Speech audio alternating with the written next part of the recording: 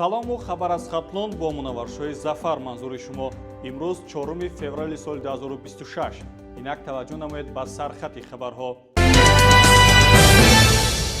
300 рӯзи созандагӣ ва масъулият барои ояндаи дурахшони ватан дар вилояти хатлон.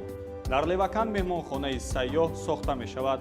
беш аз 1 километр заҳбуру заҳкаш тоза карда шуд. шарҳи бештари хабарҳо. 3 феврал раиси вилояти хатлон давлаталӣ саид зимни ҷаласаи корӣ иқдоми 300 рӯзи созандагиву бунёдкорӣ ва масъулият барои ояндаи дурахшони ватанро эълон намуд. ин иқдом дар ҳошияи эълон гардани соли 2026 ҳамчун соли вусъат додани корҳои ободонию созандагӣ ва тақвияти худшиносии миллӣ роҳандозӣ мешавад.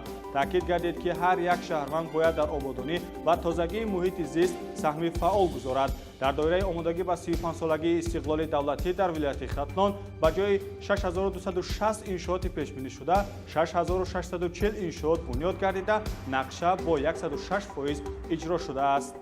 ҷузъиёти ин хабарро дар саҳифаи телеграмии фейсбукӣ ва сомонаи рӯзномаи хатлон метавонед бихонед. раиси шаҳр Мастура Муминзода гуфт ки бо ҷалби сармояи хориҷӣ ният доранд ки дар даромадгоҳи шаҳри Левакан меҳмонхонаи замонавии сайёҳро бунёд намоянд. иттилоъ дода шуд ки ҳаҷми истеҳсоли маҳсулоти саноатӣ ба 569,9 миллион сомонӣ расонида шуд ки 116,3% нақшаро дар бар мегирад. нақшаи қисми даромади буҷет 115,2% иҷро шуда ба буҷет 15 миллион сомонӣ барзиёд ворид гардид.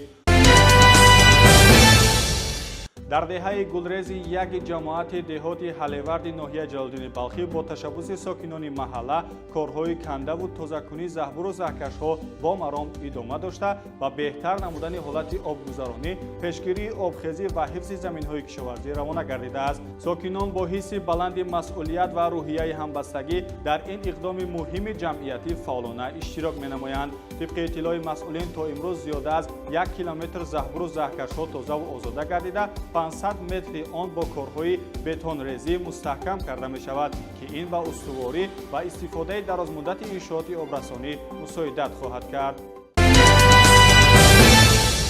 хабару гузоришҳои бештарро аз сомонаҳои иҷтимоии рӯзномаи хатлон дастрас намоед.